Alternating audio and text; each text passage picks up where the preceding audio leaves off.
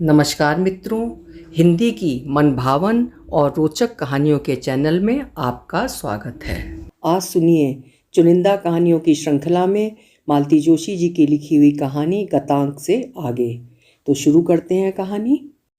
सुबह उठी तो लगा सर थोड़ा भारी है, शायद हरारत भी थी। वैसे इसमें कोई आश्चर्य की बात नहीं थी। महीने भर से मैं अपने शरीर पर मनमाना अत्याचार कर रही थी, उसे घड़ी भर भी चैन नहीं लेने दिया था। पहले रिश्तेदारों को ढेर सी चिट्ठियां लिखीं, फिर खरीदारी, निमंत्रण पत्रों का वितरण, मेहमानों की आवभगत, फिर शादी की हड़बौंग, रिसेप्शन का सरंजाम। इसके बाद मेहमानों की विदाई का सिलसिला शुरू हुआ। सबके बाद बेटियों की रवानगी। कल सुबह 5 बजे की जीटी से नूपुर नागपुर गई है। रात 10:30 बजे झेलम से पायल पुणे के लिए रवाना हुई। अब आज सौम्या और कुणाल गोवा जा रहे हैं। मैंने अपने कुनमुनाते शरीर से कहा, भैया 3-4 घंटे और सब्र कर ले, बच्चों को खुशी खुशी हनीमून पर निकल जाने दे, वैसे ही बेचारे लेट हो गए हैं। कुणाल के पिताश्री का सख्त आदेश था कि घर में जब तक मेहमान हैं ये लोग कहीं नहीं जाएंगे। इन लोगों को तो ज़िंदगी भर साथ रहना है, पर मेहमान रोज़ रोज़ थोड़े ही आएंगे।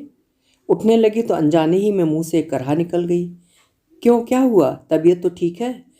इन्होंने सिर से रजाई हटाकर औपचारिकता निभा दी।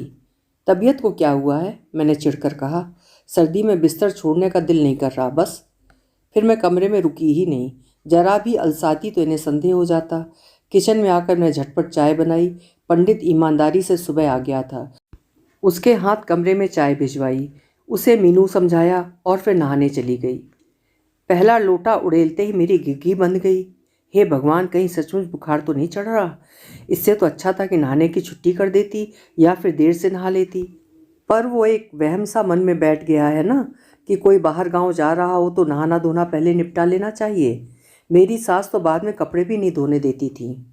किसी तरह कपड़े पहने और बाहर आई। बिंदी लगाते हुए सोचा, बच्चों को अब जगा देना चाहिए। आवाज़ देते संकोच तो होता है, लेकिन नहीं दूंगी तो फिर लेट हो जाएंगे। पर बाहर आकर देखा सौम्या उठाई थी। गुलाबी साड़ी में वो ताजे खिले गुलाब सी लग रही थी। हैदराबादी मोतियों के इकहरे सेट को छोड़कर शरीर पर एक भी गहना नहीं था। कल रात ही वो सारे जेवर मुझे दे गई थी। कुणाल कह रहा था, मम्मा ये तुम्हारी बहू है या ज्वेलरी बॉक्स? इसे लेकर मैं तो सिनेमा भी नहीं जा सकता, गोवा क्या जाऊंगा। इतने दिनों तक उसका गहनों से लथा फंदा रूप देखने के बाद ये निराभरण सौंदर्य बड़ा मोहक लग रहा था। मैं ठगी सी उसे देखती ही रह गई। मेज पर नाश्ता लगाते हुए उसने पता नहीं कैसे मेरी उस अपलक दृष्टि को अनुभव किया। पलट कर उसने मेरी ओर देखा और फिर झुककर मेरे पैर छू लिए। मैंने दोनों हाथों से उसका चेहरा थाम कर माथे को हल्के से चूम लिया। हाय मम्मी जी, आपको तो बुखार है, उसने मेरे दोनों हाथ अपने हाथों में लेते हुए कहा। मैंने जल्दी से अपने हाथ छुड़ा लिए और कहा, डॉक्टरों को तो बस हर जगह पेशेंट ही नजर आते हैं। अब जिंदगी भर तुम्हें यही करना है, लेकिन इन 8-10 दिनों में डॉक्टरी नहीं चलेगी, समझी? अब जाओ और उस लेट लतीफ़ को जगाओ, नहीं तो प्लेन छूट जाएगा। इसके बाद मैं नाश्ते के सरंजाम में लग गई और खुद भी अपनी नासाज तबीयत को भूल गई। उतनी सुबह मैंने इडली, बड़ा, सांभर, चटनी सब बनवा लिया था। मिठाइयों का तो अंबार ही लगा हुआ था घर में।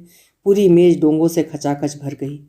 कुणाल, तुम्हारी मम्मी को शायद पता नहीं है कि हवाई जहाज़ में नाश्ते का भी प्रावधान होता है। इन्होंने चुटकी ली।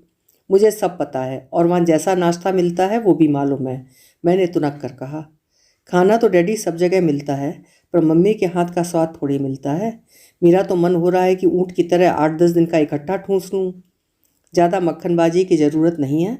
खाते हुए ज़रा घड़ी की तरफ भी देखते जाओ।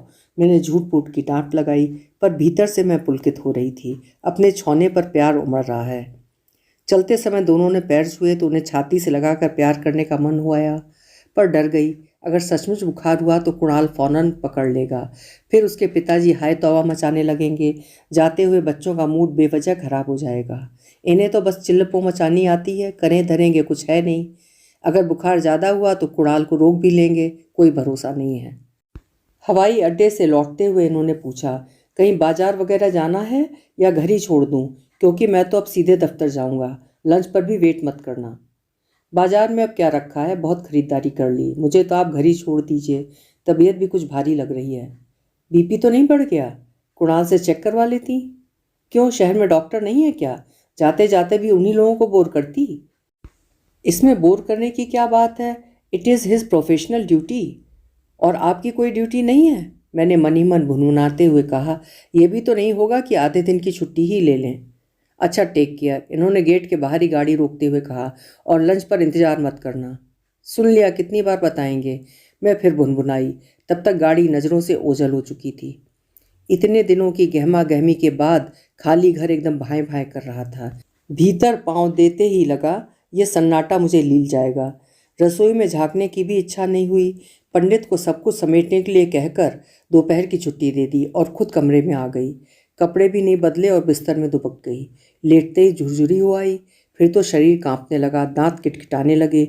इनकी भी रजाई ओढ़ ली, फिर भी ठंड थी कि कम होने का नाम ही नहीं ले रही थी। मैंने सावित्री को आवाज़ दी कि बड़ी पेटी में से एक और रजाई लाकर डाल देना, पर वो शायद आंगन में बर्तन मांज रही थी। पंडित भी चला गया था।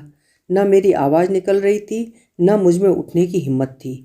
यूं ही ठिठुरती हुई पड़ी रही। सोच लिया बहुत होगा तो गद्दे के नीचे दुबक जाऊंगी, पर भाग्य से उतनी नौबत नहीं आई। धीरे धीरे मेरी कपकपी कुछ कम हुई, दांतों का बजना भी बंद हुआ और मैंने राहत की सांस ली। तब अचानक मेरे मन में एक विचार कौंधा और मैं कांप गई। कहीं मेरे शरीर में मेरी सास की आत्मा तो नहीं आ गई? नहीं तो इस तमाशे का मतलब क्या है? अगर 4 घंटे पहले ही ये सब होने लगता तो क्या ये कुणाल को जाने देते, या कुणाल के ही पांव कैसे उठ पाते? मैंने ईश्वर को लाख लाख धन्यवाद दिया कि उसने मेरी लाज रख ली, नहीं तो बहू रानी मुझे जिंदगी भर कोसती रहती, जैसे कि मैं परम पूजनीय अम्मा जी को कोसती हूँ। मुझे अपने दिन याद आए। उस समय हनीमून पर जाने का रिवाज इतना आम नहीं था। यूँ जाने वाले जाते भी थे, पर हमारे घर में वो सवाल ही नहीं उठा। मैंने भी खास बुरा नहीं माना। घर में एक अकेली सास ही थी। सोचा अपना हनीमून तो घर में ही मन सकता है। ये तो बाद में पता चला कि ये जो एक अकेली औरत है, पति की मुकम्मल दुनिया है। श्रवण कुमार के बाद इतिहास में इनका ही नाम लिखा जाएगा। पहली बार सुबह सुबह चाय बनाकर इन्हें जगाया तो फरमान मिला कि सुबह की चाय अम्मा जी के कमरे में पी जाती है। रात के बासी कपड़ों में उनके सामने जाते संकोच हुआ। चाय मैंने उनके बेटे के ही हाथ भिजवाई और खुद डाइनिंग टेबल पर अकेली बैठकर पीती रही। सारा रोमांस हवा हो गया। खाना तो खैर सुबह शाम साथ ही होता था, पर चाय भी कभी अकेले पीनी नसीब नहीं हुई। शाम को ये दफ्तर से लौटते तो माताजी दरवाजे पर ही लपक लेती, फिर चाय नाश्ता सब वहीं उनके साथ होता। दिन भर के सारे हालचाल वे माँ को सुनाते, वे रस ले लेकर सुनती, मैं तटस्थ श्रोता की भूमिका निभाती। इसके बाद जब वे कमरे में लौटते तो रीत चुके होते, पस्त होकर पड़े रहते। दिन भर की मेरी आतुर प्रतीक्षा व्यर्थ हो जाती, कितना कुछ अनकहा रह जाता।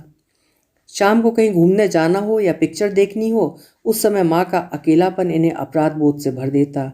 लिहाजा यथासंभव हम तीनों साथ ही बाहर निकलते या फिर घर में ही बैठकर रमी खेलते।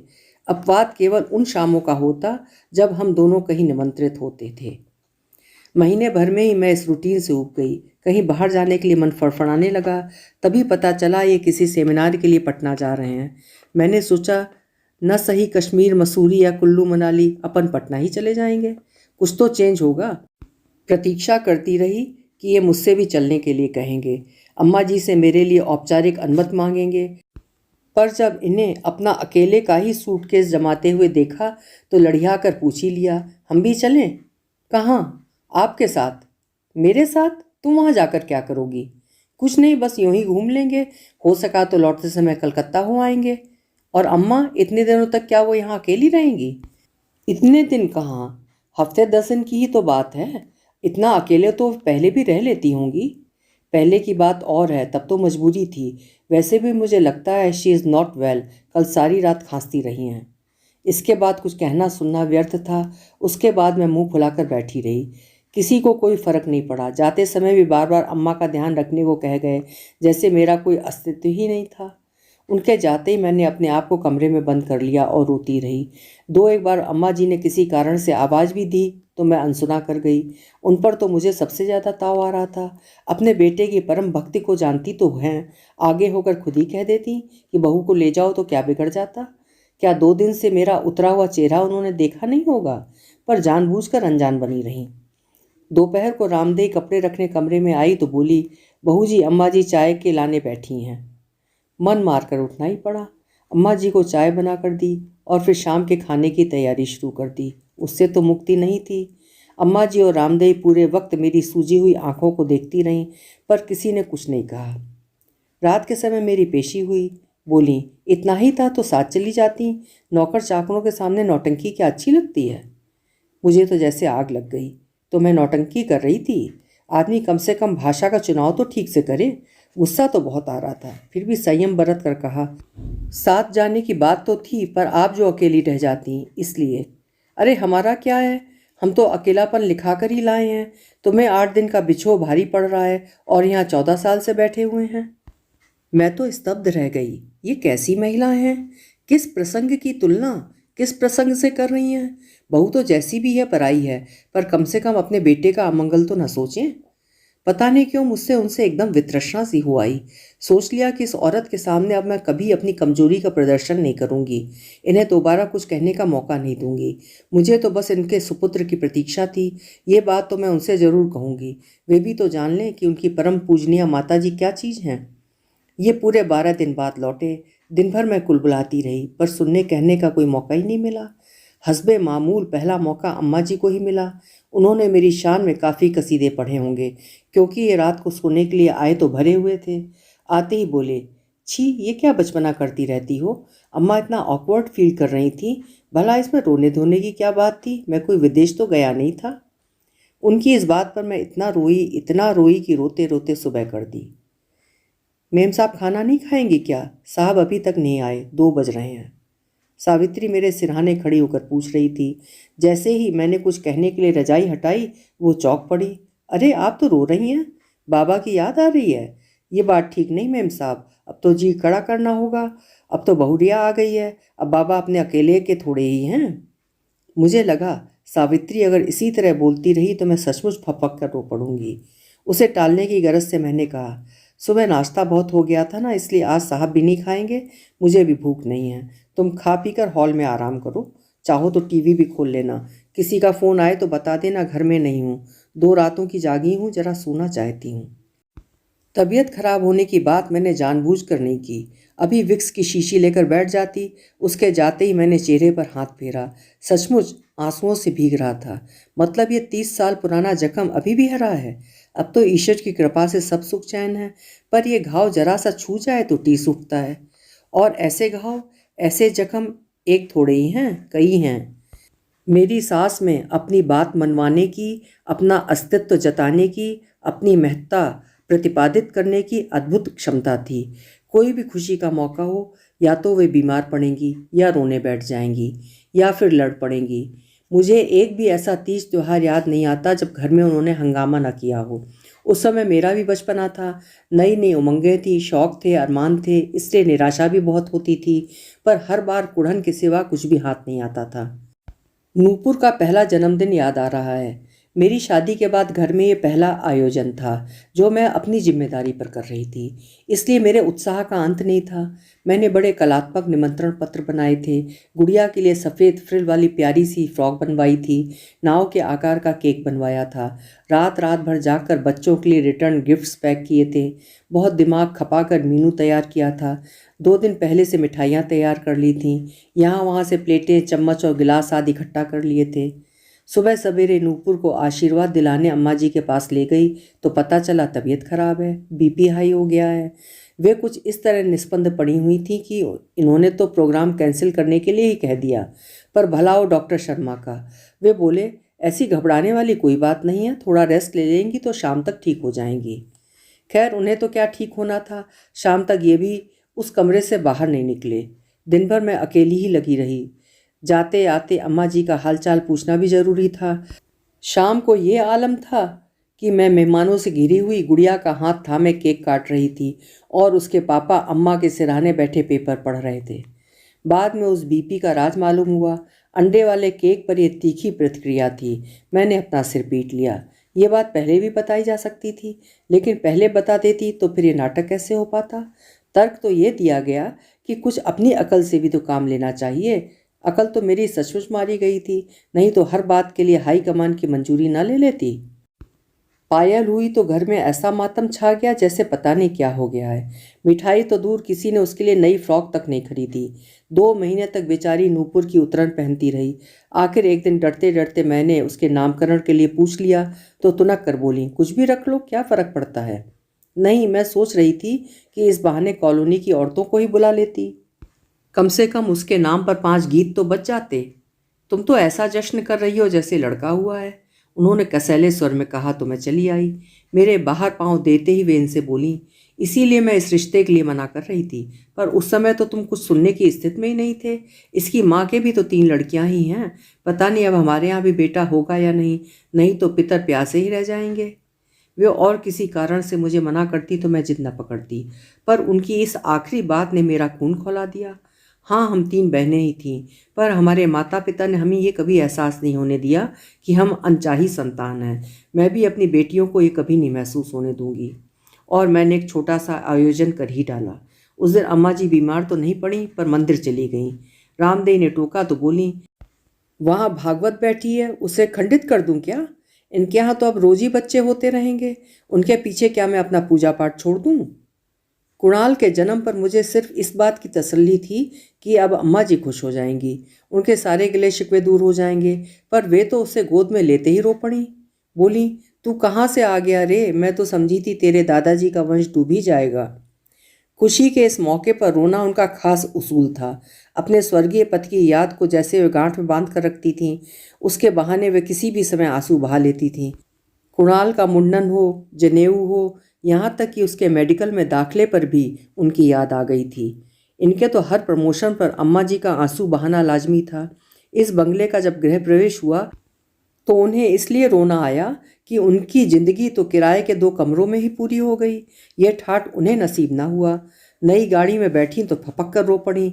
बोली, तुम्हारे बाबूजी तो बेचारे 8-8 मील दूर तक साइकिल से जाते थे, एक स्कूटर तक हम लोग खरीद नहीं सके। पता नहीं क्यों उस स्वर्गीय व्यक्ति की कल्पना मैंने कभी अपने ससुर के रूप में नहीं की। न कभी मुझे वे कुणाल के दादाजी या इनके पिता के रूप में याद आए। मेरे लिए उनका वजूद सिर्फ अम्मा जी के पति के रूप में था। कभी कभी उन पर बड़ा गुस्सा आता कि उन्हें दुनिया से भागने की ऐसी क्या जल्दी पड़ी थी। कुछ दिन रह जाते तो कम से कम मेरे घर की हर खुशी में ये आंसुओं का खारापन तो न घुलता। उस दिन कुणाल की शादी का रिसेप्शन था। हम दोनों हॉल के प्रवेश द्वार पर खड़े मेहमानों का स्वागत कर रहे थे। उनकी आवभगत का जिम्मा दोनों बेटियों का था। मेरी बहनें भी उत्साह से भीतर बाहर की व्यवस्था देख रही थीं।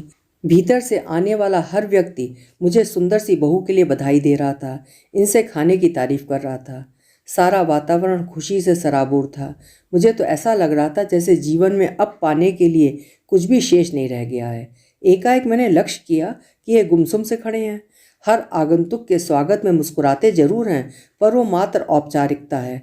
मेरी बहन ने भी इस बात को नोट किया और पास आकर बोली, जीजा जी आप इतने मायूस क्यों लग रहे हैं? आज तो खुशी का दिन है। ये भर्राए कंठ से बोले, अम्मा की बहुत याद आ रही है, वो होती तो कितना खुश होती। कुणाल की शादी का उन्हें बहुत अरमान था। मैंने सिर पीट लिया। तो अब क्या ये भला आदमी माताजी की परंपरा को भी निभाएगा? थोड़ी बहुत शुरुआत तो इन्होंने कर ही दी थी। अम्मा जी ने घर में कभी रबड़ी नहीं आने दी, क्योंकि वो बापूजी का प्रिय व्यंजन था। वे खुद कभी समोसे नहीं खाती थी, न घर में बनाने देती थी, क्योंकि जिस दिन बाबूजी का एक्सीडेंट हुआ था उस दिन नाश्ते में समोसे ही बना कर रखे थे। शुक्र था कि बाजार में खाने की पाबंदी नहीं थी, पर हम लोग अकेले जाते ही कितना थे। अम्मा जी की मृत्यु के बाद उन्होंने बेसन के लड्डू छोड़ रखे थे। फिर मुझे भी घर में बनाना अच्छा नहीं लगता था, पर कुणाल की शादी में मैंने वे सारी चीज़ें बनवाईं जो अब तक घर में नहीं बनती थी। आखिर हम लोग इस लिजिलिजी भावुकता से कब तक चिपके रहते? अतीत के खोल से कभी तो बाहर आना ही था। गाड़ी का परिचित हॉर्न सुना तो मैंने उठने का भरसक यत्न किया, पर शरीर जवाब दे गया। तब तक ये कमरे में आ चुके थे। बोले, अरे अब तक लेटी हो, तबीयत तो ठीक है ना? मैंने सूखी हंसी हंसकर कहा, तबीयत ठीक होती तो क्या इस समय मैं लेटी रहती? वही तो, चलो डॉक्टर मिश्रा के यहाँ चलते हैं, या उन्हें यहीं बुला लें? पहले आप चाय नाश्ता तो कर लीजिए। हाथ मुंह धोकर ये नाश्ता करने चले गए। 1 कप चाय मेरे लिए कमरे में भिजवाई गई। चाहते तो वे खुद भी यहाँ मेरे साथ बैठकर पी सकते थे, पर उनसे इस तरह के सौहार्द की आशा करना मैंने कब से छोड़ दिया था। ये तो डॉक्टर को घर बुलाना चाहते थे, पर मैंने ही मना कर दिया। ऐसी बीमार तो मैं थी नहीं, और फिर कौन सा पैदल जाना था। डॉक्टर मिश्रा ने भी यही कहा, आपको कुछ नहीं हुआ है, बस ओवर एक्सर्शन है, 2-4 दिन बिल्कुल आराम कीजिए, ठीक हो जाएंगी। और फिर जैसा कि रिवाज है उन्होंने 2-4 गोलियां पकड़ाईं, 3-4 लिख दी। पतिदेव ने बड़ी तत्परता से केमिस्ट की दुकान के सामने गाड़ी रोक कर खरीद भी दी। उनका कर्तव्य जो था पूरा हो गया। और घर आते ही बोले, I think you are all right now. थोड़ा क्लब हुआ हूँ, 15 दिन से घर में बैठा हूँ, बोरियत हो रही है। मुझे ताव आया। खुद जरा सा बीमार होंगे तो सारा घर सिर पर उठा लेंगे, और दूसरा कोई बीमार पड़ेगा तो उसे डॉक्टर के भरोसे छोड़कर निश्चिंत हो जाएंगे। सच है, ज़्यादा सहनशील होना भी गलत है। घर में फिर कोई पूछ परख नहीं होती। मेरे चेहरे के भाव शायद उन्होंने ताड़ लिए थे। बोले, अच्छा जाने दो, क्लब नहीं जाता। सक्सेना, रस्तोगी वगैरह को यहीं बुला लेता हूँ। घर पर 1-2 गेम खेल लेंगे, पंडित चाय वाय तो बना ही देगा ना। मतलब आज उन्हें खेलने की तलब लगी है। बच्चे चले गए हैं ना, इसलिए घर में मन नहीं लग रहा है। पर थोड़ा मेरा भी तो ख्याल किया होता। मुझे भी तो सूना घर काटने दौड़ रहा है। घड़ी भर मेरे पास ही बैठ लेते, दोनों मिलकर शादी की तस्वीरें देखते, समधियों पर टीका टिप्पणी करते, बहू के रूप गुणों की चर्चा करते। 15 दिन से क्लब नहीं गए हैं ये तो याद है, पर यह भूल रहे हैं कि पिछले 1 महीने से हम लोगों ने आपस में ढंग से बात भी नहीं की है। बस भागम भागी मची हुई थी। शायद मेरी ही बद्दुआएं लगी होंगी।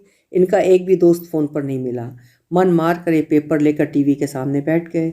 ओढ़ आड़ कर फिर भी मैं वहीं जाकर बैठ गई। कमरे में मेरा दम घुट रहा था। किसी से बात करने को जी तरस गया था। कल परसों तक घर में इतनी चहल पहल थी और आज एकदम सन्नाटा है। ये टीवी जो घर में नहीं होता तो मैं पागल ही हो जाती। कार्यक्रम देखते देखते मैं ऊँघने लगी थी कि एकाएक फ़ोन की घंटी बज गई। मैं लपक कर बेडरूम में गई और कॉर्डलेस उठा लाई। कुणाल का ही था। सॉरी मम्मा, दिन भर इतना घूमते रहे कि रिंग करने का समय ही नहीं मिला। अभी अभी लौटे हैं। कोई बात नहीं बेटे। सौम्या कैसी है? फाइन, बात कर लीजिए। फिर सौम्या की पतली सी आवाज़ आई, मम्मी आप कैसी हैं? सुबह खूब टायर्ड लग रही थी। अब ठीक हूँ, दिन भर खूब सोती रही। पापा कैसे हैं? अच्छे हैं, टीवी देख रहे हैं। उनसे प्रणाम कहिएगा, हम लोग सुबह निकल रहे हैं। अच्छा, हैप्पी जर्नी बेटे। जरा कुणाल को फ़ोन दो। फिर कुणाल को 2-4 ज़रूरी हिदायतें देकर मैंने फ़ोन रख दिया। मुड़कर देखा तो ये पीछे खड़े थे। कुणाल का फ़ोन था? हाँ, सुबह गोवा के लिए निकल रहे हैं। मुझसे तो बात करवाई होती। मुझे लगा आप टीवी देख रहे हैं। वहाँ देखने को है क्या? एक से एक फूहड़ प्रोग्राम आ रहे हैं। अपनी तबीयत के बारे में तो तुमने बताया नहीं होगा। नहीं बताया, इतनी दूर से भला वो क्या कर लेता। और अब डॉक्टर मिश्रा को दिखाया तो है। But second opinion is always better. घर का डॉक्टर है, उसे कंसल्ट करने में बुराई क्या है? मुझे ऐसी कोई गंभीर बीमारी नहीं हुई है, पर ऐसी ज़रूरत पड़ी तो शहर में और भी डॉक्टर हैं। घर के डॉक्टर को इस समय मैं कष्ट नहीं देना चाहती। ज़िंदगी भर तो उसे मरीजों के सिर मरना ही है। मैं चाहती हूँ हफ्ता 10 दिन तो वे इन सब बातों को भूल जाएं। यही तो 4-8 दिन हैं जो उनके बिल्कुल अपने होंगे। इसलिए मैंने आपको फ़ोन नहीं दिया। मैं नहीं चाहती कि इस समय उनके मन पर कोई बोझ हो, उनके दरमियान किसी का साया भी हो। जरा सी चिंता, जरा सी दुविधा उनके मुख का स्वाद छीन लेगी। खुशी के यही तो 2-4 पल होंगे जो उन्हें हमेशा तरोताज़ा बनाए रखेंगे। इन्हीं चंद मीठी यादों के बल पर तो वे ज़िंदगी की कड़वाहट झेल सकेंगे। ये मुँह बाय मेरा वक्तव्य सुन रहे थे। मैं शायद कुछ ज़्यादा ही रूमानी हुई जा रही थी, पर मुझे विश्वास है मेरा एक भी वाक्य इनके पल्ले नहीं पड़ा होगा। अभी आप सुन रहे थे मालती जोशी जी की लिखी हुई कहानी गतांक से आगे। कहानी आपको कैसी लगी कमेंट बॉक्स में ज़रूर लिखिएगा। फिर मिलेंगे। आपका समय शुभ हो, सुंदर हो, मंगलमय हो।